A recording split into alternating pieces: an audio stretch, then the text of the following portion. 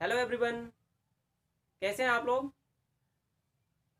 मैं आशा करता हूं कि आप लोग अच्छे होंगे और आपकी पढ़ाई भी अच्छे से हो रही होगी। आज के इस वीडियो में हम लोग यूनिट एंड मेजरमेंट, मापन तथा मात्रक के बारे में पढ़ेंगे। इसमें हम लोग भौतिक राशि किसे कहते हैं, भौतिक राशि की परिभाषा, भौतिक राशियों के प्रकार, मापन किसे कहते हैं, मात्रक किसे कहते हैं, मात्रक में क्या क्या चीज़ें होती हैं, और जो मानक मात्रक है, मानक मात्रक की विशेषता क्या होती है, ये सब क्या करेंगे, डिस्कस करेंगे। तो आइए आज का वीडियो शुरू करते हैं। हमारा जो पहला टॉपिक है वो है भौतिक राशि, फिजिकल क्वांटिटी। भौतिक राशि के बारे में हम लोग क्लास 9 से ही क्या करते हुए पढ़ते हुए चले आ रहे हैं। अगर हम इसकी परिभाषा लिखना चाहें तो रिवीजन की तरह हम लिख सकते हैं, वे राशियां जो एक संख्या द्वारा, एक निश्चित संख्या द्वारा व्यक्त की जा सकती हैं तथा प्रत्यक्ष या अप्रत्यक्ष, डायरेक्ट या इनडायरेक्ट रूप से मापी या तौली जा सकती हैं, भौतिक राशियां कहलाती हैं। मतलब जिनको हम क्या करें, किसी संख्या के द्वारा क्या कर सकते हैं, व्यक्त कर सकते हैं, और उनको क्या कर सकते हैं, प्रत्यक्ष रूप से यानी डायरेक्ट, यानी क्या कर सकते हैं, प्रत्यक्ष हम अपने सामने उसको तौल सकते हैं, या एक इमेजिन करके, कल्पना करके अप्रत्यक्ष रूप से क्या कर सकते हैं, माप सकते हैं। उसी को हम क्या कहते हैं, भौतिक राशि कहते हैं। और अगर उदाहरण लिखें, जैसे उदाहरण में क्या क्या हो जाएगा, द्रव्यमान, ताप, चाल इत्यादि, ये सब क्या है, भौतिक राशियां हैं। दूसरा जो हमारा हेडिंग है वो है, जो टॉपिक है वो है मात्रक, यूनिट।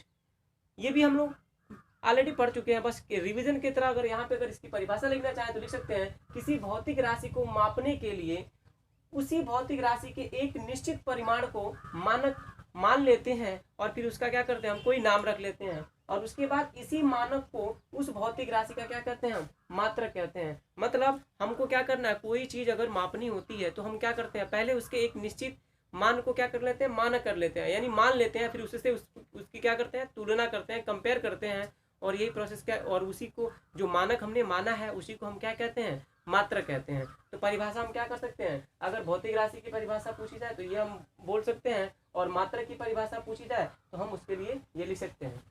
जो हमारा अगला टॉपिक है वो है मापन, मेजरमेंट।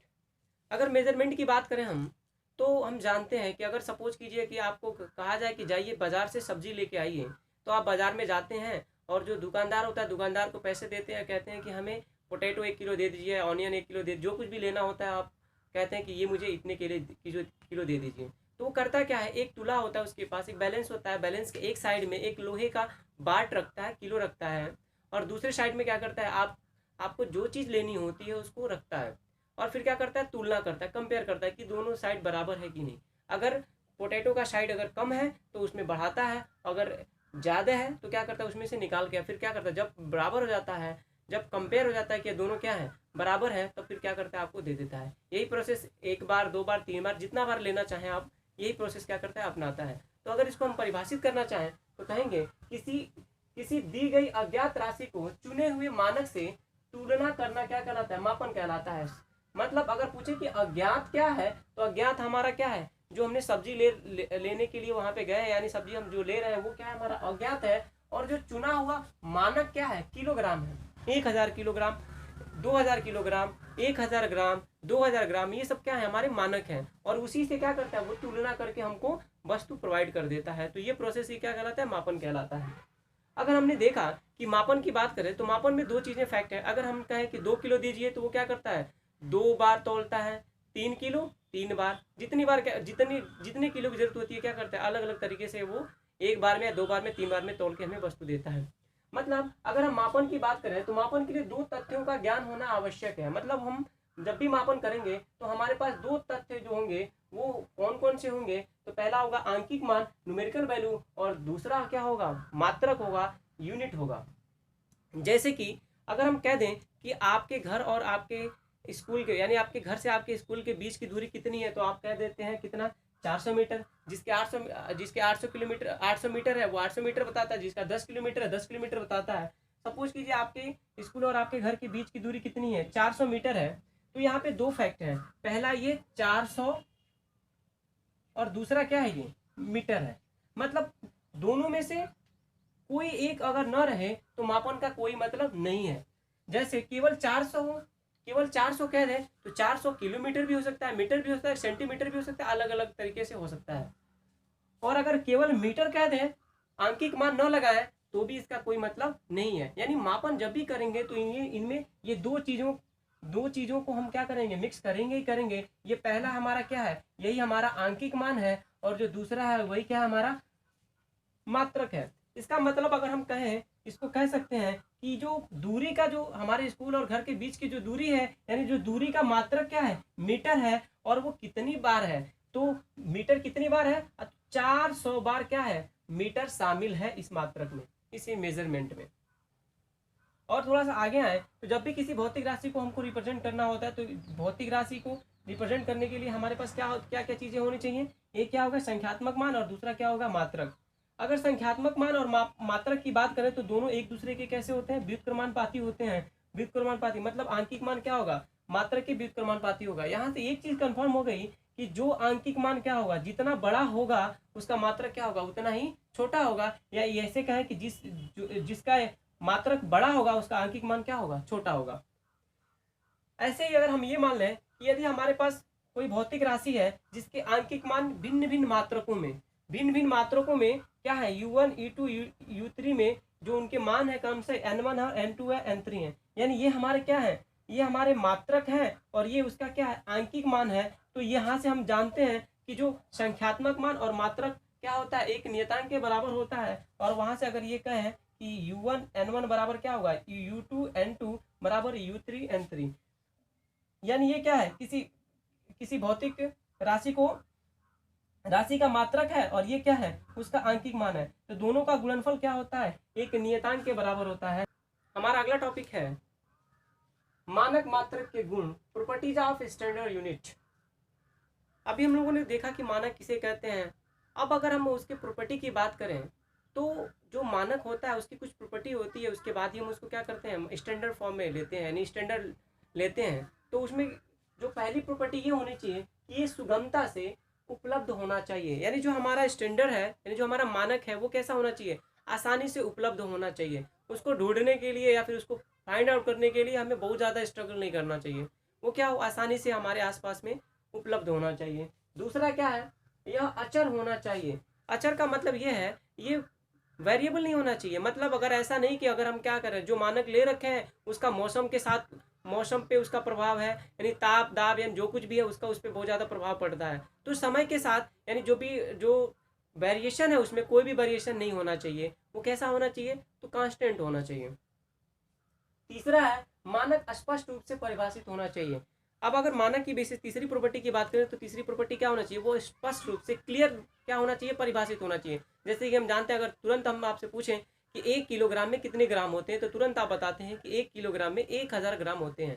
तो ये क्या होना सब, ये 1 किलोग्राम का स्पष्ट परिभाषा है कि वो ग्राम में 1000 के बराबर होता है।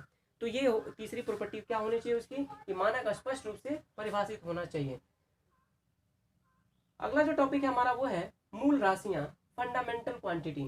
अभी हम लोग भौतिक राशि पढ़े हैं, भौतिक राशि की परिभाषा जान गए हैं। तो उसमें जो पहली राशि होती है वो कौन सी होती है, मूल राशि, फंडामेंटल राशि। उसमें ऐसे कुछ फिजिकल क्वांटिटी होती हैं जो बिल्कुल स्वतंत्र होती हैं, यानी वो किसी दूसरे पे डिपेंड नहीं होती हैं। और ऐसी राशियों को हम क्या कहते हैं, फंडामेंटल फिजिकल क्वांटिटी कहते हैं। अगर परिभाषा लिखना चाहें तो लिखेंगे, वे भौतिक राशियां जो अन्य राशियों पर निर्भर नहीं करती हैं उन्हें क्या कहते हैं, मूल राशियां कहते हैं।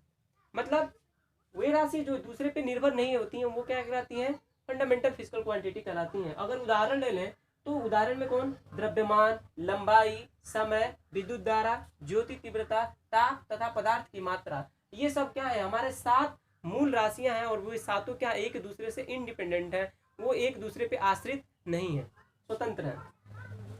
अब अगर मूल राशियां हैं तो उसके मूल मात्रक भी होंगे। तो जो अब अगर मूल मात्रक की परिभाषा कहें तो वे मात्रक जो मूल भौतिक राशियों को मापने के लिए प्रयोग में लाए जाते हैं वो क्या कहलाते हैं, मूल मात्रक कहलाते हैं। हम अगर परिभाषा लिखें तो लिखेंगे, वे मात्रक, फंडामेंटल यूनिट की हम परिभाषा दे रहे हैं मूल मात्रक की, वे मात्रक जो मूल राशियों को मापने के लिए प्रयोग में लिए जाते हैं या लाए जाते हैं क्या कहलाते हैं, मूल मात्रक कहलाते हैं। उदाहरण, अगर हमने देखा कि द्रव्यमान क्या है, अगर ये एक मूल राशि है तो इसका मूल मात्रक क्या हो जाएगा, किलोग्राम। अगर लंबाई क्या है, एक मूल भौतिक राशि है तो इसका मूल मात्रक क्या हो जाएगा, तो मीटर। अगर ऐसे ही क्या है, ये समय है, समय एक क्या है, मूल राशि है तो इसका मूल मात्रक क्या हो जाएगा, सेकंड। अगर ये क्या है, विद्युत धारा है, तो विद्युत धारा एक मूल भौतिक राशि है, तो इसका जो मात्रक हो जाएगा, मूल मात्रक, वो क्या होगा, एम्पियर। अगर ऐसी ज्योति तीव्रता हमारी क्या है, एक मूल भौतिक राशि है, तो इसका मात्रक क्या हो जाएगा, कैंडिला। अगर ताप की बात करें, ताप हमारा एक मूल राशि हो गई, तो इसका मात्रक क्या हो जाएगा, केल्विन। अगर ऐसे ही पदार्थ की मात्रा की बात करें, तो पदार्थ की मात्रा का मूल मात्रक क्या होगा, मोल। तो ये सब 7 अगर हमारे मूल राशियां हैं, तो 7 क्या है, मूल मात्रक भी है। तो ये हमारे मूल राशि और मूल मात्रक की परिभाषा होगी। जो हमारा अगला टॉपिक है वो है व्युत्पन्न राशियां, डिराइव्ड क्वांटिटीज। अगर इसकी परिभाषा लिखना चाहें तो लिखेंगे, वे भौतिक राशियां जो मूल राशियों की सहायता से बनाई जाती हैं, उनको हम क्या कहते हैं, व्युत्पन्न राशियां कहते हैं। उदाहरण, बल, वेग, त्वरण इत्यादि, ये सब क्या है, हमारी व्युत्पन्न राशियों के उदाहरण हैं। हम अगर बल की बात करें, तो बल में देखें तो बल किससे किससे मिलके बना है, तो बल हमारा जो है वो किलोग्राम से मिलके बना है, मीटर से मिलके बना है और सेकंड से मिलके बना है। यानी किलोग्राम, मीटर, सेकंड, इसमें क्या क्या तीन जो मूल राशियां वो शामिल है, और उसके बाद क्या बना है, बल। इसलिए बल क्या हो गया, एक व्युत्पन्न राशि हो गई। वेग की बात करें तो वेग बराबर होता है विस्थापन परिवर्तन बटे समय अंतराल। यानी अगर वेग की बात करें तो वेग में क्या है, विस्थापन है, मतलब दूरी है, और क्या है, समय है। इसलिए ये वेग भी कैसा हो गया, एक व्युत्पन्न राशि हो गई। त्वरण की बात करें तो ये क्या है, वेग परिवर्तन बटे समय अंतराल। तो ये भी क्या है, इसमें भी 3 राशियां हैं। एक क्या है हमारा, दूरी है, और सेकंड है, और फिर से सेकंड है, मतलब सेकंड 2 बार, और क्या है, दूरी। तो इस तरह से ये बल, वेग, त्वरण, ये सब क्या है, हमारी व्युत्पन्न राशियां हैं। अगर व्युत्पन्न राशियां हैं तो व्युत्पन्न मात्रक भी होंगे। तो अगर व्युत्पन्न मात्रक की परिभाषा बताएं तो वे मात्रक जो व्युत्पन्न राशियों को मापने के लिए प्रयोग में लाए जाते हैं, क्या कहलाते हैं, व्युत्पन्न मात्रक कहलाते हैं। या अगर हम इसकी परिभाषा लिखना चाहें तो ये भी लिख सकते हैं, वे मात्रक जो मूल मात्रकों की सहायता से बनाए जाते हैं, यानी मूल मात्रकों की मदद से बनाए जाते हैं, क्या कहलाते हैं, व्युत्पन्न मात्रक कहलाते हैं। उदाहरण की बात करें, जैसे देखेंगे मीटर क्यूब, यानी ये क्या है, आयतन का ये मात्रक है। तो ये मीटर क्यूब है, तो मीटर क्यूब में देखिए मीटर गुणे मीटर गुणे मीटर, 3 बार मीटर शामिल है, इसलिए ये मीटर कैसा हो गया, मीटर क्यूब। यानी जो आयतन का जो मात्रक है मीटर क्यूब, वो कैसा हो गई, व्युत्पन्न राशि, व्युत्पन्न मात्रक हो गई। ऐसे ही अगर हम बात करें न्यूटन, तो न्यूटन में देखें हम, तो न्यूटन किसका मात्रक है, बल का। और बल के मात्रक में देखें तो क्या, बल में क्या क्या है, तो किलोग्राम है, मीटर है, प्रति सेकंड है, 2 बार सेकंड है। तो इसलिए ये क्या हो गया, मीटर क्यूब, न्यूटन या किलोग्राम मीटर प्रति सेकंड स्क्वायर, बल का मात्रक, ये सब क्या हो गया हमारे। या फिर मीटर क्यूब ले लें, मीटर स्क्वायर ले लें, तो ये हमारे व्युत्पन्न मात्रक के उदाहरण हो गए। हमारा जो अगला टॉपिक है वो है पूरक राशियां, सप्लीमेंट्री क्वांटिटी।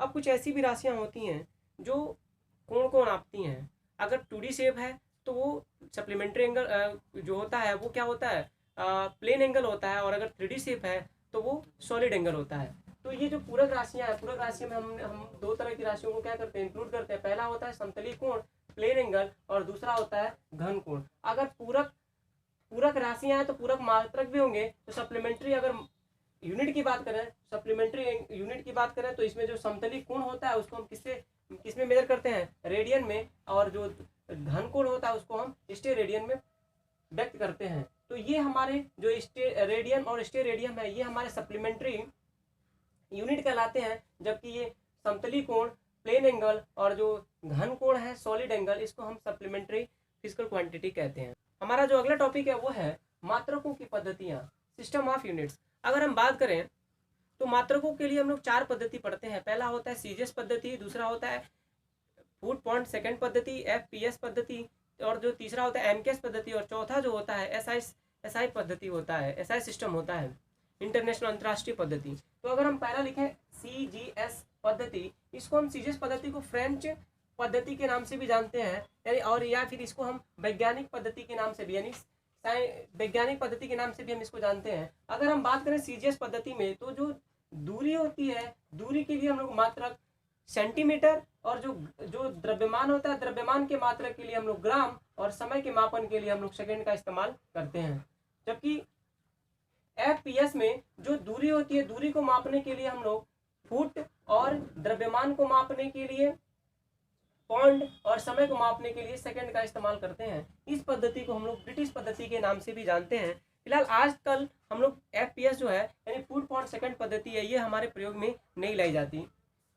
जो हमारा तीसरा है वो है MKS पद्धति। इस पद्धति को हम लोग मीट्रिक पद्धति के नाम से भी जानते हैं। इसमें जो द्रव्यमान जो दूरी होता है, दूरी का जो मात्रक होता है हम लोग मीटर यूज करते हैं, और जो द्रव्यमान होता है द्रव्यमान के लिए किलोग्राम, और जो समय होता है उसके लिए हम लोग सेकंड का इस्तेमाल करते हैं। चौथा है हमारा SI पद्धति यानी इंटरनेशनल सिस्टम ऑफ यूनिट।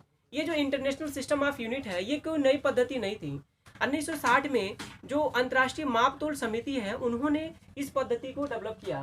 और ये क्या था, ये जो MKS पद्धति थी, MKS पद्धति का ही क्या था, ये विस्तार था।